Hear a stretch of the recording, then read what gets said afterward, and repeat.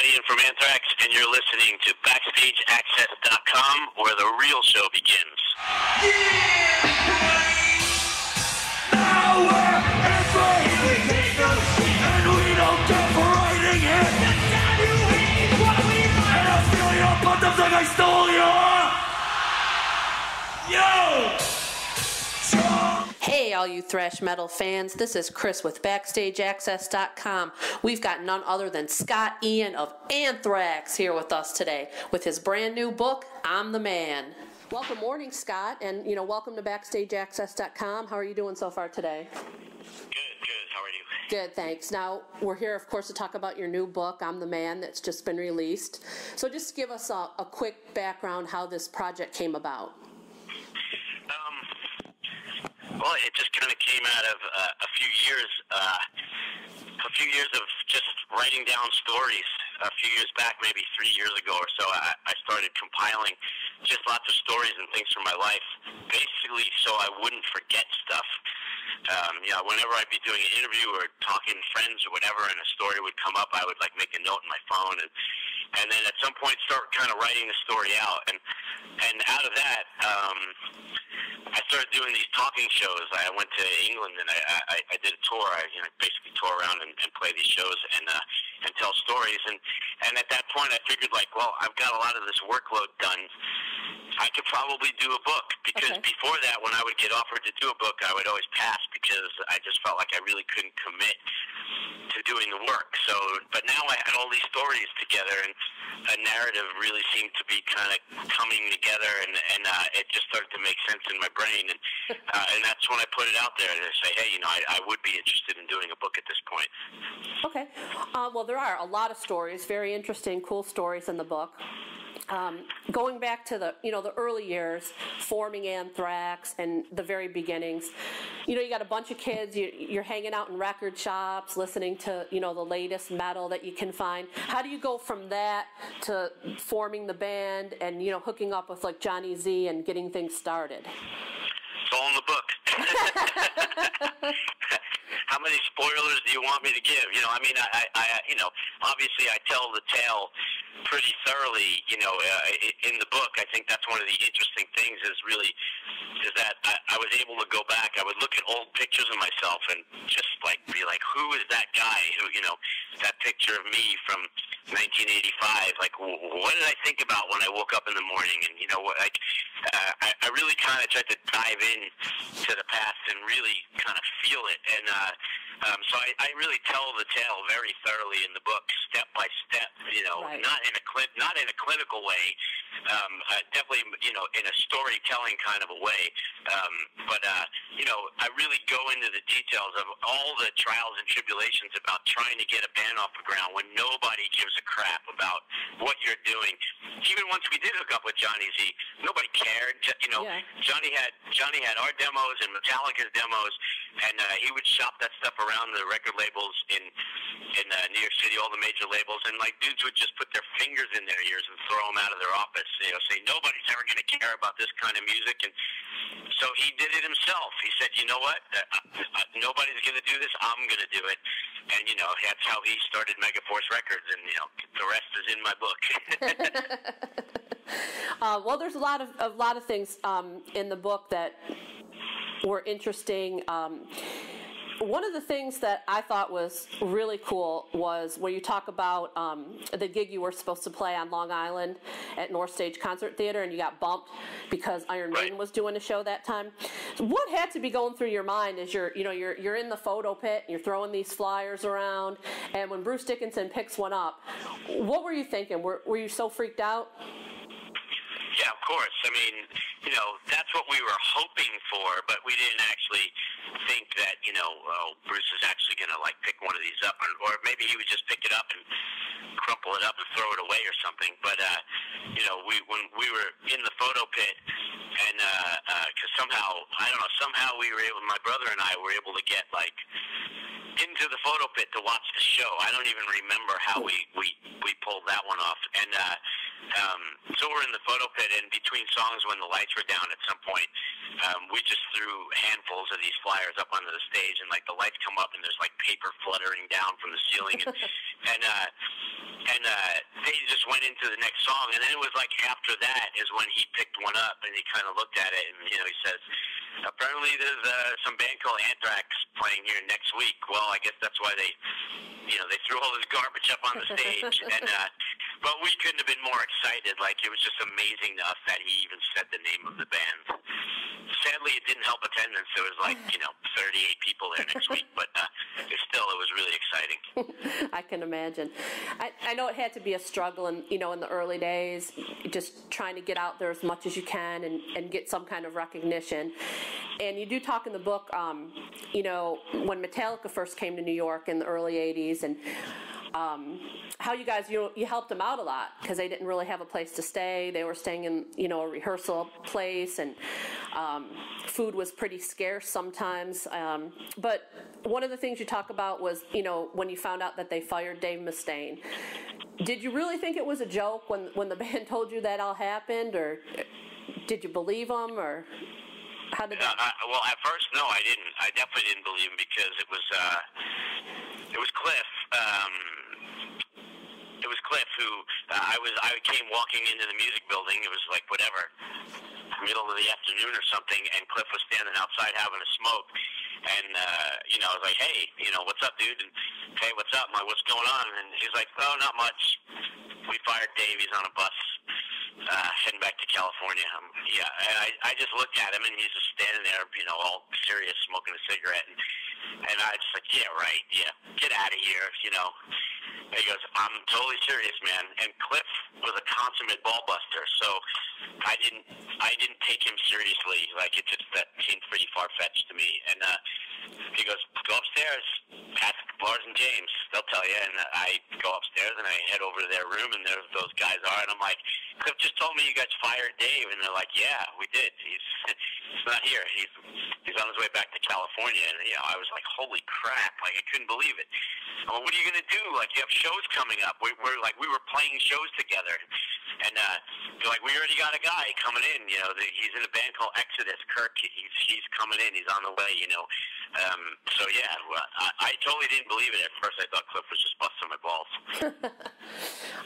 One of the other things in the book was, you guys had gone through some lineup changes over the years, and I know it's been a lot in the press now. One of the things you talked about was, with Neil and Danny Lilker being fired, and it kind of the breaking point with his attitude and things like that. Now, he's been all over talking about the book being lies and, likening it to Lord of the Rings as a great work of fiction.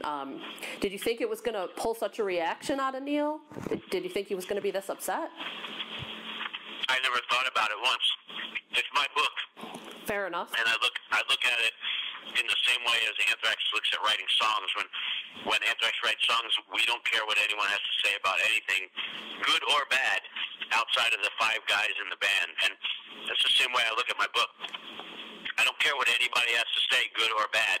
It's never going to change the way I approach anything. So it doesn't matter to me.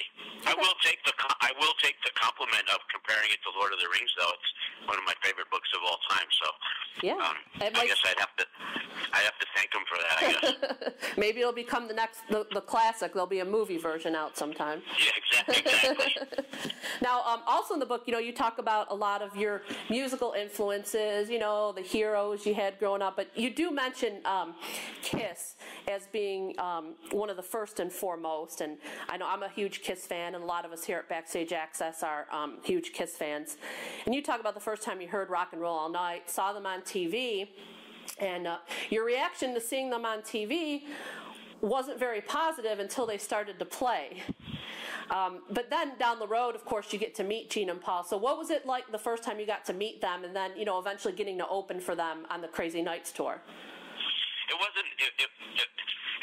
I can't remember exactly how I write it in the book, but I had heard Rock and Roll Night on the radio without having any idea what Kiss looked like. Right. And then when I initially saw them, I was just confused because I had never seen anything like that before. Obviously I didn't know who Alice Cooper was or anything yet. I had never seen anything that looked like Kiss before in my life. So I think I was just a little bit confused by it. Like, even like thinking things like, how could they play their instruments wearing all that stuff? It just didn't make sense sense to me as a kid.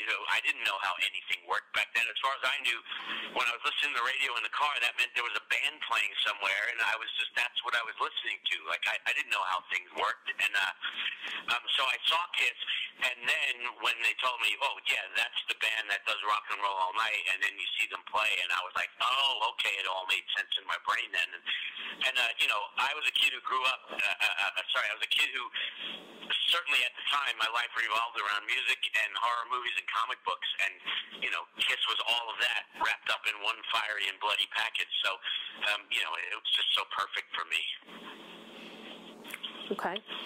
Now, did you ever think you'd be able to meet them in person, let alone open a tour for them? I didn't think, that's when people ask those kind of questions, it's not like I was ever sitting around thinking, am I ever going to get to meet these guys? It's like, I don't know, that's just not the way I've ever operated. For me, once I started the band, with Danny Lilker in '81, all I ever thought about was how do I move my band forward? It's 2014, and that's all I still think about when it comes to my band. But, I was never actually thinking that kind of stuff. Stuff like that happens along the way. Obviously, the band started having success, and the band gets bigger, and yeah, you get to meet people, and you start to get to open for your heroes, and it's amazing, of course. And I totally revel in the moment and get as much out of the experience as I possibly can. But it wasn't like 5 years earlier I was thinking, oh man, it would be amazing to open for Kiss. Like, I never really, I wasn't planning that far ahead. It was more like, how do we finish this song and make a demo of it that someone wants to listen to? Right. Now, Anthrax did a cover of Bring the Noise, and at the time that you did that, and then of course the subsequent tour with Public Enemy, it was a little controversial because back then the kids who were into metal they didn't like rap, and the kids who listened to rap, they were into rap, and they didn't like metal. And that was kind of a lot of people's first experience as, the blending of the genres. And back then, of course, I know you weren't thinking about it, but now when you look back, that kind of seems to be a pivotal point where it helped bring the whole rap metal blend that we see today. Thoughts on that? You thought about it a lot more than we ever did. We were just fans of Public Enemy.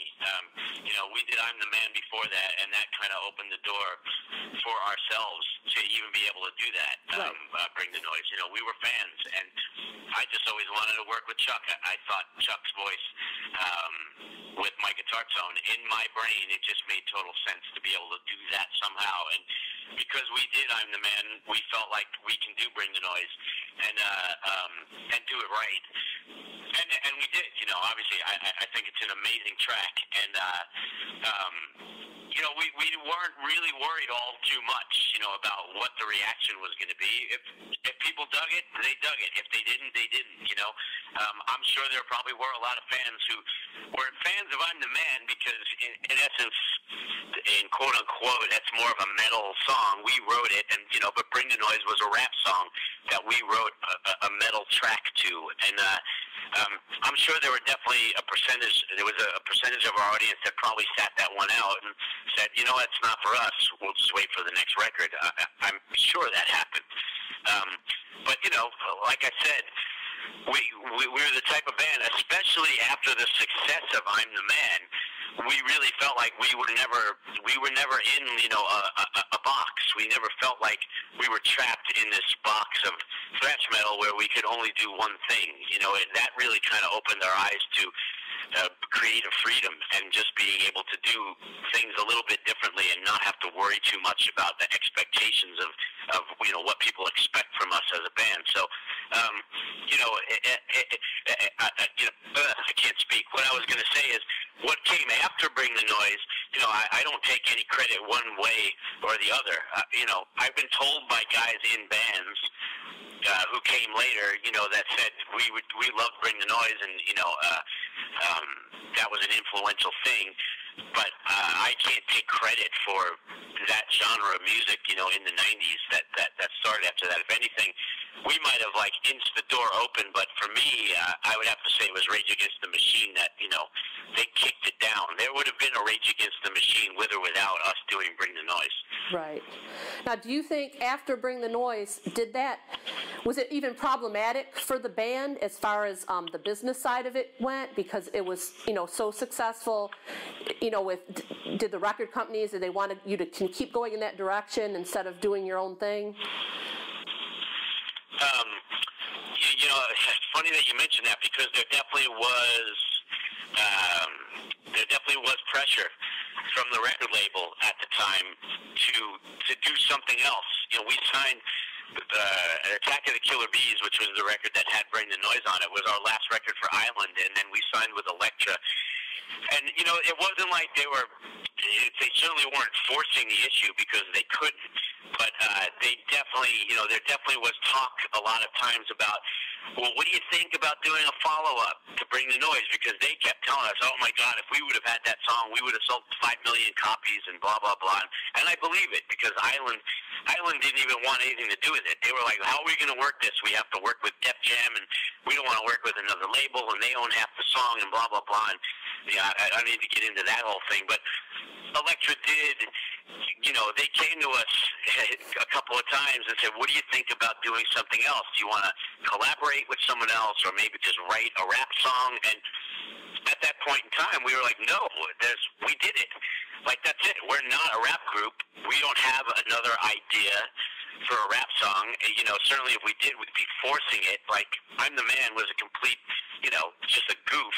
Right. And Bring the Noise, you know, was just completely organic. And now at this point, it would be like we'd be trying to do something. And we're not a rap band. And we didn't want to collaborate with anyone else, because we had already done that with Public Enemy, and they were our favorite band, in our opinion, the best rap group in the world. Chuck D was the best rapper.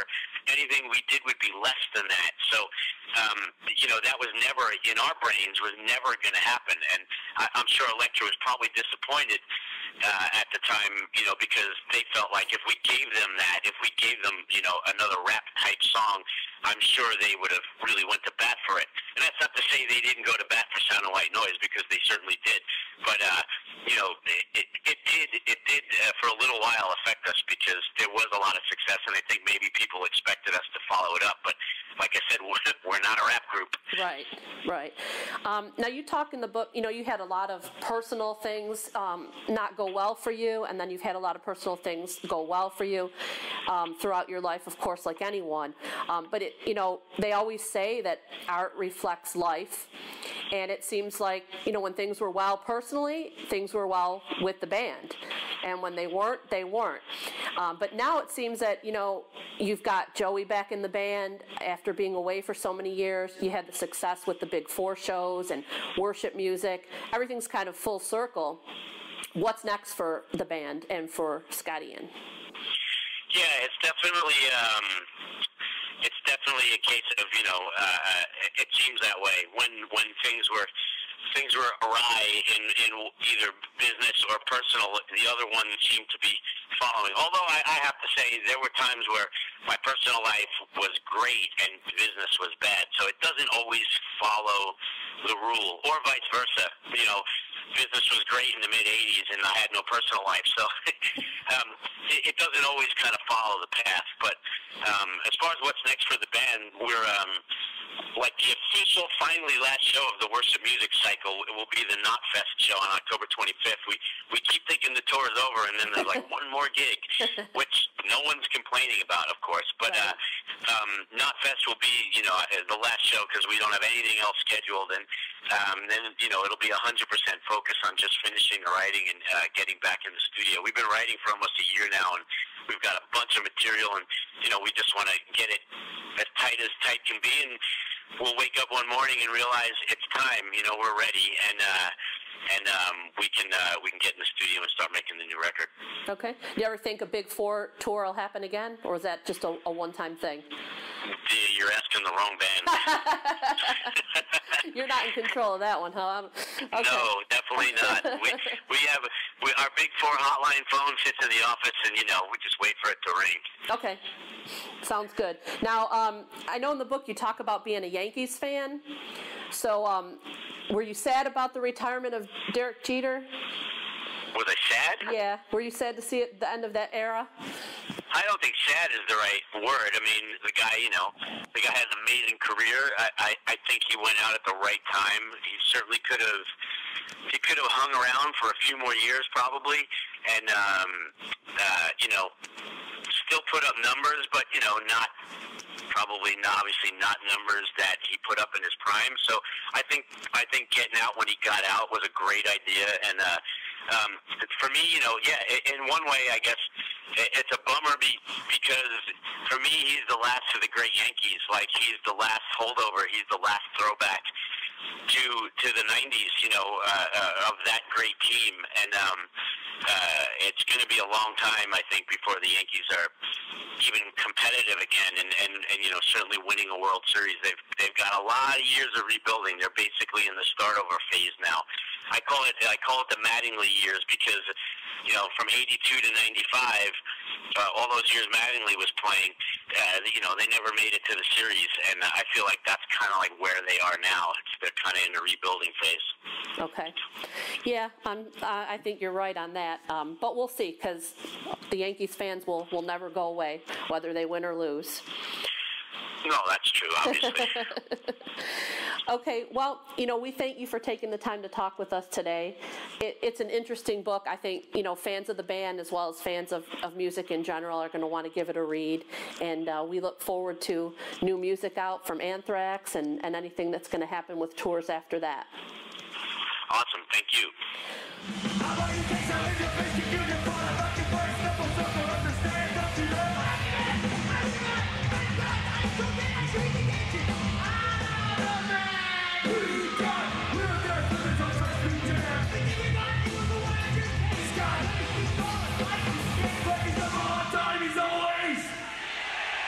You got that?